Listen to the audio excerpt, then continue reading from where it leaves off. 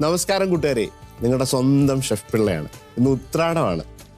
തിരുവോണത്തിന് വരവേൽക്കാനായിട്ട് ഉത്രാട പാച്ചിലൊക്കെ കഴിഞ്ഞ് അവസാനവട്ട ഷോപ്പിംഗ് ഒക്കെ കഴിഞ്ഞ് നിങ്ങൾ ഇരിക്കുകയാണ്. കുറേ നാടൻ രുചി ഓർമ്മകളൊക്കെ ആയിട്ട് ഒരു പുതിയൊരു പ്രോഗ്രാം നിങ്ങളിലേക്ക് എത്താൻ ഇതിലും നല്ലൊരു ദിവസമില്ല. ഒന്നൊന്നര രുചിയായിട്ടാണ് നമ്മളിവിടെ എത്തുന്നത്.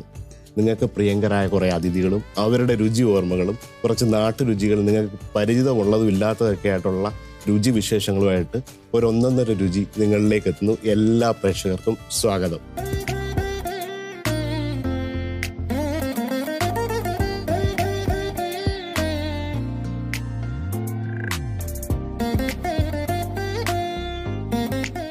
ഇത് prestige and dish gold co presents ഒന്നൊന്നര രുചി, refreshment partner east tea, breakfast partner major foods and electronic partner Pittappilly agencies.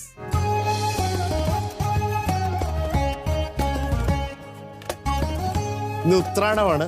നമുക്കൊരു മധുരത്തിൽ നിന്ന് തന്നെ ഒന്നൊന്നര രുചിയിലേക്ക് തുടങ്ങാം. മധുരം എന്ന് ആലോചിക്കുമ്പോൾ തന്നെ നിങ്ങളുടെ മനസ്സിലുണ്ടാവും പായസം. ഒരു സ്പെഷ്യൽ പായസമായിട്ടാണ് ഇത് വരുന്നത്. അത് ഞാനല്ല ഉണ്ടാക്കുന്ന ഒരു സ്പെഷ്യൽ ഗസ്റ്റാണ്. അതാരാണെന്ന് പറയുന്നതിന് മുമ്പ് അദ്ദേഹത്തിൻ്റെ കുടുംബത്തെക്കുറിച്ച് തന്നെ പറയാം. മലയാള സിനിമ കണ്ട ഏറ്റവും മികച്ച അഭിനേതാവായിരുന്ന യശസ്വിനായ ശ്രീ കൊട്ടാരക്കര ശ്രീധരൻ നായരുടെ ചെറുമകൻ ശ്രീ അനുമോഹനാണ് ഇന്ന് നമുക്ക് പാലട പായസം നിങ്ങളിലേക്ക് ഉണ്ടാക്കി വരുന്നത്. അപ്പം അദ്ദേഹത്തെ നമുക്ക് മധുരത്തോടെ സ്വാഗതം ചെയ്യാം. ശ്രീ അനുമോഹൻ.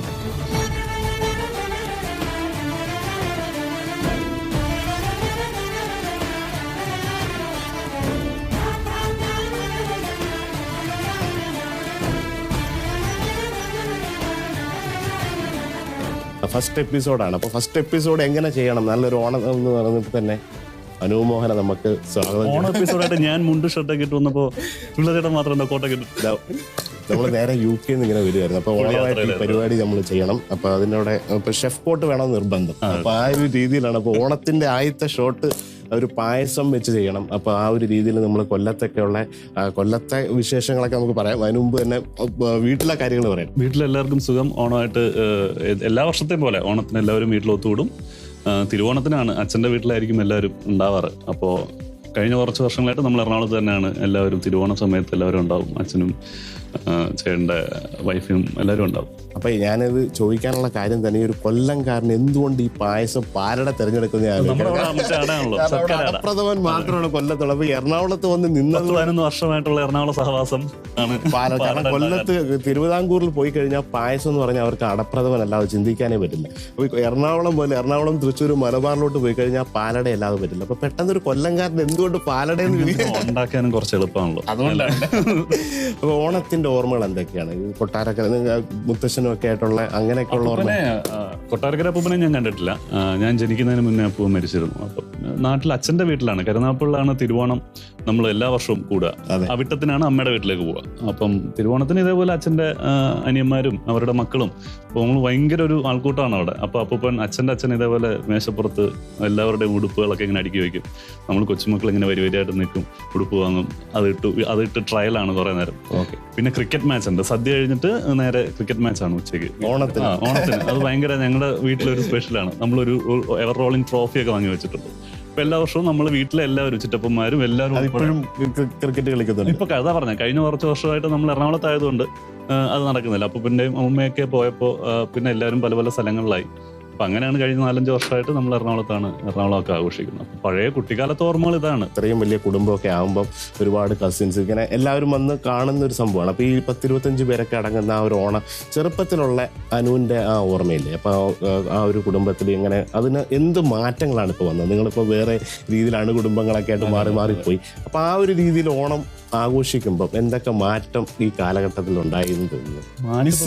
മെയിൻലി എനിക്കിപ്പോ ഭയങ്കര ഇൻസ്റ്റന്റ് പരിപാടികളായിട്ട് തോന്നിയിട്ടുണ്ട് ഓണം അല്ലേ. പണ്ട് നമ്മൾ ഓണത്തിന് പൂ പറിക്കാനായിട്ട് പോകണം. അത് പറമ്പിലും ഒക്കെ നമ്മൾ കുറേ പേരും ഫ്രണ്ട്സും കസിൻസൊക്കെ ആയിട്ട് പൂവാണെങ്കിലും പറിക്കാൻ പോകും. ഊഞ്ഞാല് കെട്ടാൻ മരത്തിന് മുകളിൽ കയറും. അപ്പോൾ ഇപ്പോഴെല്ലാം റെഡിമെയ്ഡായിട്ട് തോന്നുന്നുണ്ട്. ഇപ്പോൾ കൂടുതലും മത്സരങ്ങളാണ്. ഓണപ്പൂക്കളം മത്സരങ്ങളൊക്കെ കഴിഞ്ഞ കുറച്ച് വർഷങ്ങളായിട്ടാണ്. സാധാരണ ഓണം എന്ന് പറയുന്നത് മത്സരത്തിന്റെ അപ്പുറത്തേക്കല്ലേ, എല്ലാവരും ഒത്തുകൂടുക ആഘോഷിക്കുക എന്നുള്ളതാണ് അതിൻ്റെ ഒരു അടിസ്ഥാനം എന്നായിരുന്നു എൻ്റെ ഒരു വിശ്വാസം. ഇപ്പം കൂടുതലും ഓണത്തിന് എല്ലാത്തിനും കോമ്പറ്റീഷനാണ്. ഫാഷൻ ഷോ കോമ്പറ്റീഷൻ, ഓണപ്പൂക്കളം കോമ്പറ്റീഷൻ. അപ്പോൾ അതൊക്കെ ഒന്ന് മാറി എല്ലാവരും ഒത്തുകൂടി ആഘോഷിക്കുക എന്നുള്ളതാണ് അതിൻ്റെ ഒരു അടിസ്ഥാനം. അപ്പോൾ കുട്ടിക്കാലത്ത് ഓർമ്മ അതാണ്. എല്ലാവരും അത് ഇപ്പോഴും നിലനിൽക്കുന്നത് അതുകൊണ്ടാണ്, നമ്മൾ അത്രത്തോളം എൻജോയ് ചെയ്തുകൊണ്ടാണ്. പാലട പായസമാണ് ഇന്ന് ഉണ്ടാക്കാന്ന് എളുപ്പമായിട്ടോ. അപ്പൊ അതിനുള്ള വേണ്ട സാധനങ്ങളൊക്കെ നിങ്ങൾ പറഞ്ഞ ഇൻഗ്രീഡിയൻസ് അനുസരിച്ച് എല്ലാം തയ്യാറാക്കി വെച്ചിട്ടുണ്ട്. ഒരു പ്രശ്നമില്ല, വേഗത്തിൽ തന്നെ ഉണ്ടാക്കാം. നെയ്യും പാലൊക്കെ പറഞ്ഞ അളവില് പാല്, നെയ്യ്, കണ്ടൻസ്ഡ് മിൽക്ക് ഐറ്റംസ് എല്ലാം ഉണ്ടല്ലോ. ഏറ്റവും ഇഷ്ടപ്പെട്ട എനിക്ക് 7 ഇൻഗ്രീഡിയൻസ് വെച്ചിട്ട് സിമ്പിൾ ആയിട്ട് ഉണ്ടാക്കാവുന്ന ഒരു സംഭവമാണ് പായസം. എല്ലാവർക്കും ഉണ്ടാക്കാൻ പറ്റുന്ന എളുപ്പപ്പണിയുള്ള എന്നെ പോലുള്ള തുടക്കക്കാരായിട്ടുള്ള കുക്കിംഗ് ആൾക്കാർക്ക് ഉണ്ടാക്കാൻ പറ്റുന്ന സാധനമാണ്. അപ്പൊ നമുക്ക് പായസം ഉണ്ടാക്കാനൊരു പോയാലോ? പിന്നെന്താ. അപ്പം അനു മോഹന്റെ പാലട പായസത്തിനുള്ള എല്ലാ സംഭവം റെഡിയായി. അദ്ദേഹം പറഞ്ഞ ഇൻഗ്രീഡിയൻസ് എല്ലാം റെഡി ആയിട്ടുണ്ട്. നെയ്യ്, ഏലക്കാപ്പൊടി, ഉണക്കമുന്തിരി, പാലട, അതുപോലെ അണ്ടിപ്പരിപ്പ്, പഞ്ചസാര, പാല്, പിന്നെ കണ്ടൻസ് മിൽക്ക്. അപ്പൊ കണ്ടൻസ് മിൽക്ക് ഒക്കെ ചേർത്തിട്ടുള്ള പായസമാണ്. എല്ലാവർക്കും പ്രേക്ഷകർക്ക് നിങ്ങൾക്കൊക്കെ എളുപ്പം. നമ്മളൊക്കെ പണ്ട് പാലട എന്നൊക്കെ പറയുന്ന പഴയ കാലത്ത് പാല് ഇങ്ങനെ 8 മണിക്കൂർ കുറുക്കി അതിന്റെ പിങ്ക് നിറത്തിലാക്കി എടുക്കും. അപ്പൊ ഇവരുടെയൊക്കെ ന്യൂജൻ ടെക്നിക്കാണ് കണ്ടൻസ് മിൽക്ക് ഒക്കെ ചേർത്തിട്ട് രുചികരമായിട്ട്. അപ്പം നമുക്ക് നെയ്യ് തരാം. നെയ്യ് നമ്മൾ 1 സ്പൂൺ.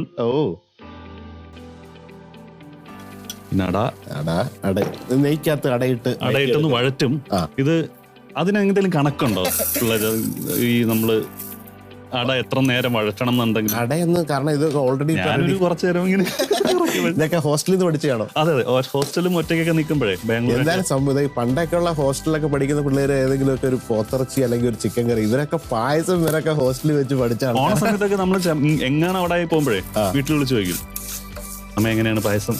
ഇപ്പം ഇന്നത്തെ യൂട്യൂബ് പോലെയാണ് അന്നത്തെ ഫോൺ കോൾ. അമ്മയെ വിളിച്ചിട്ട് സംശയം, ചമ്മന്തി, രസം. പക്ഷെ പായസമൊക്കെ വിളിച്ചു ചോദിച്ച് ഹോസ്റ്റലിലൊക്കെ ഇത്ര സമയം എടുത്ത് നിങ്ങൾ ഓണപരിപാടിയുടെ ഇടയിൽ. അല്ല, ഇത് എളുപ്പപ്പണി ആയതുകൊണ്ടാണ്, അല്ലാണ്ട് ബാക്കിയുള്ള നമ്മൾ. കാരണം അതെനിക്ക് ഇവര് പറഞ്ഞത് പാലട എളുപ്പമാണ്, അടപ്രഥമൻ നമുക്ക് എളുപ്പത്തിൽ ഉണ്ടാക്കാൻ പറ്റും. ശർക്കര എന്തൊക്കെയോ ചെയ്യണം. ശർക്കരയല്ല, തേങ്ങ, പാല് പിഴിഞ്ഞ് 1-ാം പാല്, 2-ാം പാല്, 3-ാം പാലൊക്കെ. അതുകൊണ്ടാണ് നിങ്ങൾ പാല് ചുമ്മാ ചൂടാക്കി ഇതിട്ട് കഴിഞ്ഞാൽ ആർക്കാലും പായസം പെട്ടെന്ന് ഉണ്ടാക്കാമല്ലോ അല്ലേ. ഈ അമ്മ ഉണ്ടാക്കി തന്ന പലഹാരങ്ങളെ കുറിച്ചുള്ള ഓർമ്മയുണ്ടോ ചെറുപ്പത്തില്? അച്ചപ്പം, ഓണത്തിന് അച്ചപ്പം, ഉപ്പേരി, നമ്മള് കാവറുത്തതില്ലേ, അത് നമ്മുടെ വീട്ടിലുണ്ടാക്കുന്നതും വാങ്ങുന്നതും തമ്മിൽ രണ്ട് കാണാനും രുചിക്കും ഒക്കെ വ്യത്യാസമല്ലേ. ഉണ്ണിയപ്പത്തെ കുറിച്ച് എന്താണ് പറയാനുള്ളത്? കൊട്ടാരക്കര ഗണപതി അമ്പലത്തിലെ ഉണ്ണിയപ്പമാണ് നമ്മൾ ഈ ഉണ്ണിയപ്പം. ഒരുപാട് പലഹാരങ്ങളൊക്കെ ഉണ്ടെങ്കിലും ഉണ്ണിയപ്പത്തിനൊരു പ്രത്യേക കാരണം അതിന്റെ ഒരു സ്വാദ, ശർക്കരയും അരിയൊക്കെ വെച്ചിട്ട്. അത് പിന്നെ കൊട്ടാരക്കര അമ്പലത്തിലെ ആ ഒരു ക്ഷേത്രത്തിലെ പഞ്ചസാരയൊക്കെ ഇങ്ങനെ മേലെ വെതറിയിട്ടുള്ള ഒരു ഉണ്ണിയപ്പുണ്ട്. അപ്പൊ ആ ഉണ്ണിയപ്പം ഒരു കേരളത്തിൽ ഇപ്പൊ എല്ലാവരും ഉണ്ണിയപ്പം എന്ന് പറയുമ്പോൾ നമ്മള് ഗണപതിയുടെ നടയില തൊഴാൻ നിൽക്കുമ്പോ തന്നെ അതിന്റെ ഫ്രണ്ടിൽ ഇങ്ങനെ കണ്ടിന്യൂസ് ഉണ്ടാക്കിക്കൊണ്ടിരിക്കുന്നു. അതിങ്ങനെ വരുന്നു, പാക്ക് ചെയ്യുന്നു, ആളുകൾ ഇങ്ങനെ വാങ്ങിക്കൊണ്ട് പോകും. ഇതിലേക്ക് വിഗ്രഹം കാണില്ല, ഈ ഉണ്ണിയപ്പം നോക്കിയിട്ടാണ്. സാധാരണ ഈ അമ്പലത്തിലൊക്കെ പ്രസാദമൊക്കെ വരുമ്പോ നേരെ അത് ആ അമ്പലത്തിൽ വെച്ച് തന്നെ തൊഴുതിട്ട് പോയി കഴിക്കുന്ന ഒരു സംഭവമാണ് ഉണ്ണിയപ്പം. ഇനി നമുക്ക് പാല്. ഇപ്പൊ ഫസ്റ്റ് ആദ്യത്തെ പാലില് നിങ്ങൾ വേവിക്കുന്നതാണ് പറഞ്ഞേക്കുന്നത്. ഒഴിക്കുക.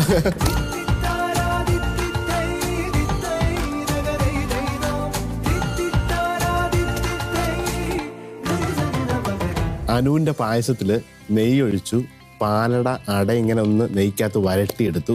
അതിനുശേഷം പാലിനകത്തിട്ട് സ്കൂൾ ഹെഡ് മാസ്റ്ററുടെ മുന്നേ സ്റ്റുഡന്റ് കുക്ക് ചെയ്യുന്ന പോലെയാണ്. നമുക്കിത് പഠിക്കാം, എല്ലാവരും പഠിക്കണം എളുപ്പത്തിൽ. നമ്മൾ ട്രഡീഷണൽ വരും. അപ്പൊ ഇത് പെട്ടെന്ന് ഒരാൾക്ക് പായസമൊക്കെ ഉണ്ടാക്കണമെങ്കിൽ ഈ ഒരു രീതി ഇങ്ങനെ ഉണ്ടാക്കാം. അപ്പൊ ഈ ഷൂട്ടിങ്ങിന്റെ ഇടയിലോ യാത്രകളൊക്കെ പോകുമ്പോഴൊക്കെ കുക്ക് ചെയ്യാൻ താല്പര്യമുണ്ടോ, അതോ അങ്ങനെയൊക്കെ ചെയ്യാറൊക്കെ ഉണ്ട്? കുക്ക് ചെയ്യാറുണ്ട്. പിന്നെ എനിക്ക് ഭയങ്കര ഇഷ്ടമാണ്. കാരണം ചേട്ടനും ഞാനും കൂടെ വീട്ടില് ഉള്ളപ്പോ കുക്ക് ചെയ്യാൻ കയറി കഴിഞ്ഞാൽ നമുക്ക് അങ്ങനെ ഈ ഒരു പറഞ്ഞു വെച്ച രീതികളല്ല. ഞങ്ങള് കൈ കിട്ടുന്ന സാധനങ്ങളെല്ലാം എടുത്തിട്ടുണ്ട്. പ്ലാൻ എന്തെങ്കിലും ചെയ്യും, വരുമ്പോ വേറെ സംഭവം, വേറെ സാധനമായിരിക്കും. നമ്മൾ ചിക്കൻ കറി എന്നങ്ങ് പറയുള്ളൂ, അത് ഉണ്ടാക്കി വരുമ്പോഴായിരിക്കും വേറെ എന്തെങ്കിലും ഒരു സാധനം ആവുന്നത്. അപ്പൊ അതിനകത്ത് മുന്നിൽ നിൽക്കുന്ന ടേസ്റ്റ് അനുസരിച്ച് ഞങ്ങളൊരു പേരും കിടും. അങ്ങനെയാണ് വീട്ടിലെ പരിപാടി. ഇപ്പൊ ഫാമിലി ആയിട്ടൊക്കെ ഈ യാത്രകളൊക്കെ അടുത്ത കാലത്ത് ഞങ്ങൾ എല്ലാവരും കൂടെ ഒന്ന് മണാലി, സെയ്ത്താൻ എന്ന് പറഞ്ഞിട്ടൊരു ഭയങ്കര സ്നോ ഉള്ള ഒരു സ്ഥലത്ത് പോയി. അതിനകത്ത് എന്റെ മോനുണ്ടായിരുന്നു, 3 വയസ്സുള്ള അവനും അമ്മയും. ഞങ്ങൾ നോക്കിയപ്പോ അവിടെ എന്റെ പ്രായത്തിലല്ലെങ്കിൽ നമ്മളെക്കാൾ യങ്സ്റ്റേഴ്സ് ആയിട്ടുള്ള ആൾക്കാരൊക്കെയാണ്, ബൈക്കേഴ്സും ഈ 4-വീൽ ഡ്രൈവിലൊക്കെ വരുന്ന ആൾക്കാരാണ് കൂടുതലും വന്നിട്ടുള്ളത്. അപ്പൊ ഞങ്ങൾ അവിടെ കയറി ഒരു തകർപ്പങ്ങോട്ട് തകർന്നു. എത്ര വയസ്സായി? അവനിപ്പോ 3.5 വയസ്സായി. അവന്റെ ഫേവറേറ്റ് ആട്ടോ പായസം. അയ്യോ അതെ. അപ്പൊ ആദ്യത്തെ പാൽ ഇങ്ങനെ തിളച്ചു വരുമ്പോ നിങ്ങളുടെ 2ാമത്തെ പാല് ഒഴിക്കാൻ വേണ്ടിയിട്ട് മാറ്റി വെച്ചിട്ടുണ്ടായിരുന്നു.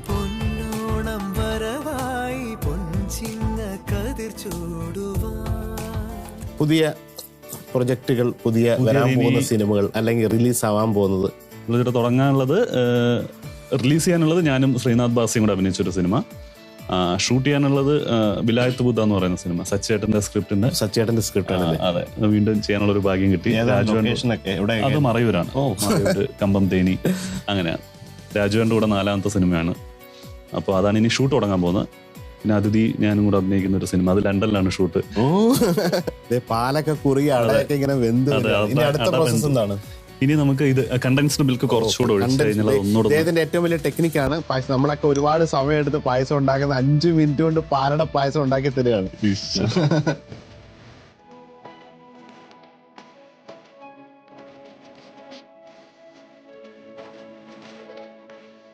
പഞ്ചസാര, അതിന് പഞ്ചസാര ഇട്ടോളൂ.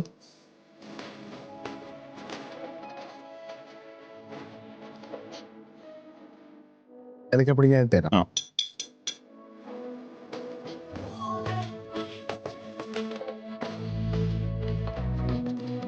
അപ്പൊ നമുക്ക് അടുത്ത ഇതിന്റെ താളിപ്പൂടെ കഴിയാം. പായസത്തിന്റെ താളിപ്പിലാണ് ഏറ്റവും. അപ്പൊ പിന്നെ അത് എന്നാ പിള്ളച്ചേട്ടൻ തന്നെ അത് ഞാൻ ചെയ്യാം. പാല് കുറുകിയിരിക്കട്ടെ. ഇത് 1 സ്പൂൺ, ഇത്ര പായസത്തിന്റെ അളവ് കറക്റ്റ് ആയതുകൊണ്ട്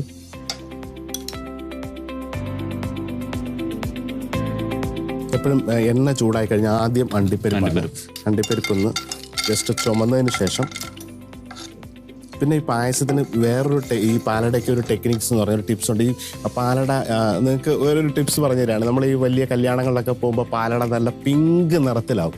അത് ഈ പാല് കുറുക്കി എടുത്തിട്ടാണ് ശരിക്കും.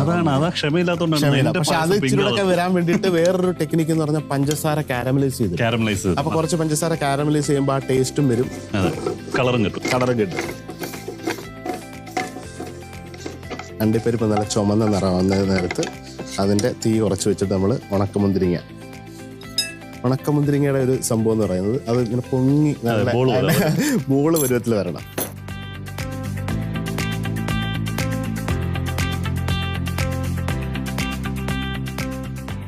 ബോള് പോലെ ആയിരിക്കും. ഇനി നമുക്ക് പായസത്തിലേക്ക് ഒഴിക്കുകയാണ്. അങ്ങനെ അനുമോഹന്റെ പാലട പായസം നമ്മുടെ ആദ്യത്തെ എപ്പിസോഡ് വളരെ മധുരകരമായിട്ട് ഫിനിഷിംഗ് ടച്ചിലേക്ക് എത്തുകയാണ്.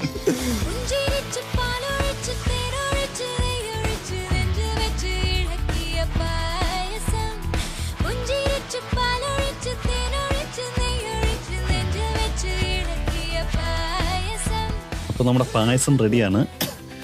ടേസ്റ്റ് ചെയ്യാൻ തരട്ടെ? തീർച്ചയായിട്ടും. ടെൻഷൻ ആർക്ക്? എനിക്ക്. പ്രേക്ഷകരെ, നമ്മുടെ 1.5 രുചിയുടെ ആദ്യ എപ്പിസോഡിലെ ഏറ്റവും മധുരം നിറഞ്ഞൊരു പായസം. എന്താ മണം!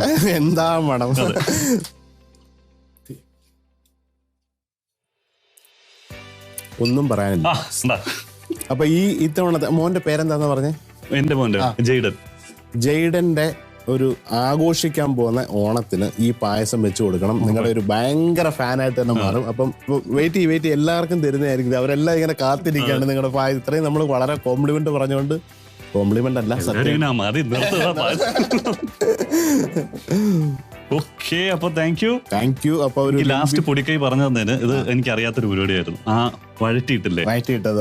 അപ്പൊ വളരെ സന്തോഷം. നമ്മുടെ പ്രേക്ഷകരുടെ മുമ്പിൽ ഒരു 1.5 രുചി മധുരമായിട്ട് തുടങ്ങിയിരിക്കുകയാണ്. അപ്പോൾ ഇനി ഒരുപാട് രുചി എപ്പിസോഡുകളൊക്കെ ആയിട്ട് ഇങ്ങനെ വരികയാണ്. അപ്പം എനിക്ക് ഭയങ്കര പേഴ്സണലി ഒരു താങ്ക് യു. അതുകൂടാണ്ട് മലയാള സിനിമയിൽ ഒരു യുവതാരമായിട്ട് വന്ന് കുറേ നല്ല സിനിമകളൊക്കെ നിങ്ങളൊക്കെ കേട്ടു. പൃഥ്വിരാജിൻ്റെ കൂടെ പുതിയ സിനിമ വരുന്നു. അങ്ങനെ പല പ്രൊജക്റ്റുകളാണ് അദ്ദേഹത്തിന്. തിരക്കുകളായിരിക്കും. അപ്പം ഒരുപാട് പുതിയ സിനിമകളൊക്കെ ചെയ്യട്ടെ. അങ്ങനെ 1.5 രുചിയുടെ ആദ്യ എപ്പിസോഡിൽ വന്ന് പായസം ഉണ്ടാക്കി തന്ന അനുമോഹന് നമ്മളും കൊടുക്കേണ്ട ഒരു ഓണസമ്മാനം പ്രസ്റ്റീജിന്റെ സ്വച്ച് ഫ്ലിപ്പ് ഓൺ കുക്കറാണെന്ന് അദ്ദേഹത്തിന് ഓണസമ്മാനമായിട്ട് കൊടുക്കുന്നത്.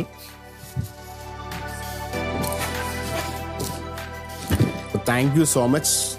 വളരെ സന്തോഷമായിട്ട് നമ്മുടെ ആദ്യ എപ്പിസോഡിൽ വന്ന് പായസമൊക്കെ ഉണ്ടാക്കി തന്നു. അതും പാലട പായസം.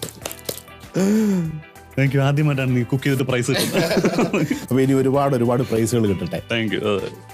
അപ്പൊ എല്ലാവർക്കും ഹാപ്പി ഓണം. ഒരിക്കൽ കൂടി സി കേരളത്തിന്റെ എല്ലാ ഓഡിയൻസിനും ഹാപ്പി ഓണം. ഹാപ്പി ഓണം.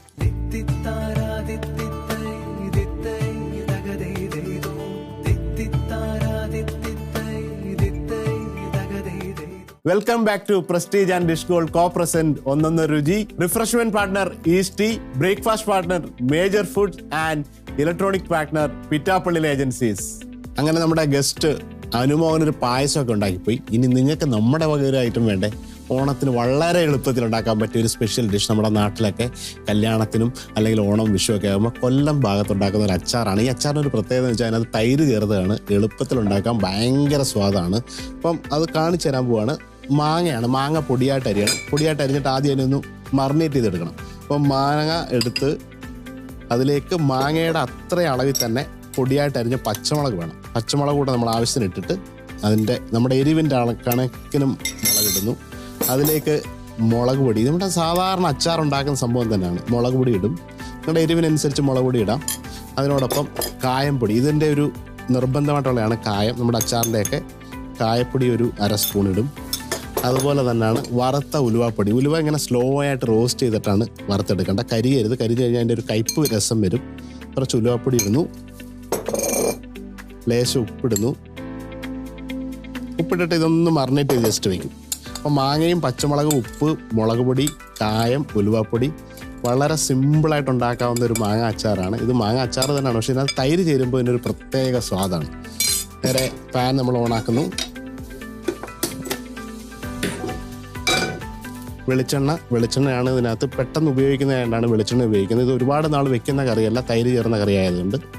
ഈ മാങ്ങാ തൈര് എന്ന് പറയുന്നത് കൊല്ലത്തെ ഒരു സ്പെഷ്യൽ കറിയാണ്. അവിടുത്തെ കല്യാണങ്ങളിൽ ഓണം വിഷുവൊക്കെ വരുമ്പം അതുപോലെ പെട്ടെന്ന് കറിയൊന്നും ഇല്ലാതിരിക്കുന്ന സമയത്ത് മാങ്ങ എടുക്കുന്നു, ഈ പൊടികളിടുന്നു, തൈരുണ്ടെങ്കിൽ അതൊരു കറിയായിട്ട് അച്ചാറുമാണ് കറിയുമാണ്. അപ്പം അങ്ങനെ ഒരു സ്വാദുള്ള എരിവുള്ളൊരു കറിയാണ് അത്. പിറ്റേ ദിവസം പഴഞ്ചോറിൻ്റെ കൂടെയൊക്കെ ആളുകൾ കഴിച്ചുകൊണ്ടിരിക്കുന്ന ഒരു അടിപൊളി സംഭവമാണ്.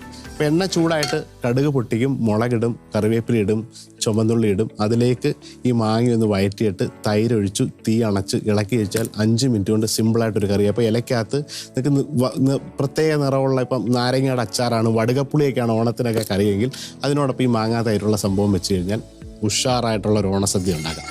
അപ്പോൾ എണ്ണ ചൂടായി കഴിഞ്ഞിട്ട് വേണം കടുക്. അപ്പോൾ അതൊരു പ്രത്യേകം ആളുകളൊക്കെ വീടുകളിലൊക്കെ തെറ്റിക്കുന്നത് ഈ കടുക് വറക്കുമ്പോൾ കടുകിൻ്റെ സ്വാദ് കിട്ടണമെങ്കിൽ, ഈ താളിക്കുന്നൊരു സ്വാദ് കിട്ടണമെങ്കിൽ കടുക് പൊട്ടണം. കടുക് പൊട്ടാനായിട്ട് എപ്പോഴും എണ്ണ ചൂടായതിനു ശേഷമാണ് കടുക് ഇടേണ്ടത്. അപ്പോൾ കടുക് പൊട്ടിയിട്ട് ചുമന്നുള്ളി ഇടുക. അതിനുശേഷം വത്തൽമുളകും കറിവേപ്പില ഇടണം.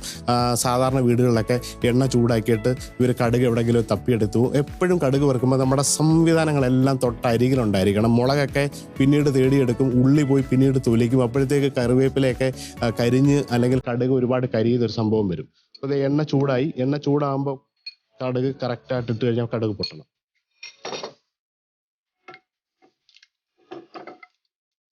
അതിലേക്ക് ലേശം വത്തൽ മുളക് ഇട്ട് കൊടുക്കും, കറിവേപ്പില,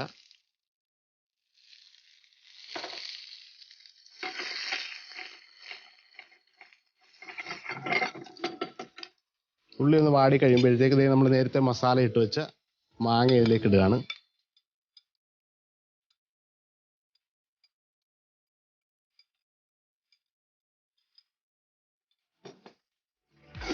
ഇത് പ്രത്യേകിച്ച് നമ്മുടെ അച്ചാർ, മാങ്ങ അച്ചാറൊക്കെ ഉണ്ടാക്കുന്ന ഇതേ മോഡൽ തന്നെയാണ്. ഇതിനകത്ത് നമ്മൾ നാരങ്ങ അച്ചാറാവാം, അല്ലെങ്കിൽ മാങ്ങ അച്ചാറാവാം, നെല്ലിക്കാവാം. ഇതേ റെസിപ്പിയിൽ നമുക്ക് ചെയ്യാൻ പറ്റും. പക്ഷെ ഇതിൻ്റെ പ്രത്യേകത, സാധാരണ നമ്മൾ ഇതിനകത്ത് വെള്ളമൊക്കെ ഒഴിച്ച് അച്ചാർ പരുവത്തിലാക്കും. ഇതിനകത്ത് വെള്ളമൊന്നുമില്ലാതെ തൈരാണ് ഇതിൻ്റെ വെള്ളം. അപ്പോൾ മാങ്ങ ഒന്ന് വാടിയ പച്ച രുചിയാണ് ഇതിന്. മാങ്ങ ജസ്റ്റ് ഒന്ന് എണ്ണയിലേക്കൊന്ന് വാടി ഇതിനകത്ത് നമ്മൾ കടുകും വറുത്തു. അപ്പോൾ തൈര് ഒഴിക്കുമ്പോൾ നമ്മുടെ ഒരു പ്രത്യേകത, തൈര് കൂടുതൽ ചൂടാക്കി കഴിഞ്ഞാൽ അത് പൊട്ടിപ്പോകും, അതിൻ്റെ സ്വാദ് മാറും. അപ്പോൾ തീ അണച്ചു, മാങ്ങയൊന്ന് വാടി, ഇത് തീ ഓഫ് ചെയ്തിട്ട് നമുക്ക് ആവശ്യമുള്ള തൈരിട്ട് ഇത് ഇളക്കിയെടുത്ത് കഴിഞ്ഞാൽ മാങ്ങ തൈര് റെഡി. ഞാൻ തീ അണച്ചതിന് ശേഷമാണ് മിക്സ് ചെയ്തത്.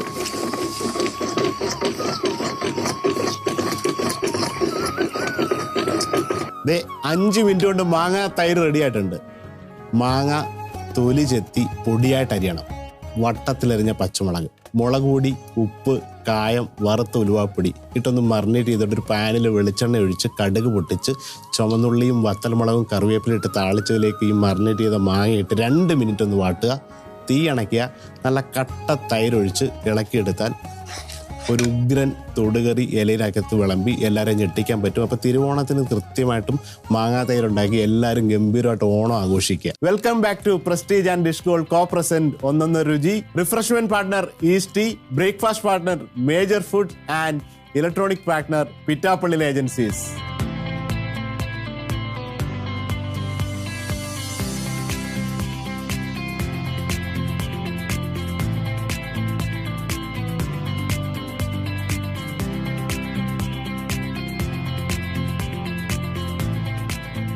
ഇത് അങ്ങനെ ഒന്നൊന്നര രുചിയുടെ ആദ്യത്തെ എപ്പിസോഡ് അങ്ങനെ കഴിഞ്ഞിരിക്കുകയാണ്. അനുമോഹൻ വന്ന് പാലട പായസം ഉണ്ടാക്കി, എൻ്റെ മാങ്ങാത്തൈരും. പിന്നെ വരും ദിവസങ്ങളിൽ, അതായത് തിരുവോണം, ഔട്ടം, ചതയൊക്കെ ഗംഭീര പരിപാടികളാണ്, ഗംഭീര അതിഥികളാണ്. അപ്പോൾ പുതിയ രുചികളൊക്കെ ആയിട്ട് നമ്മൾ എത്തും. അപ്പോൾ എല്ലാവരുടെയും സ്നേഹങ്ങളുണ്ടാവണം. Thank you so much.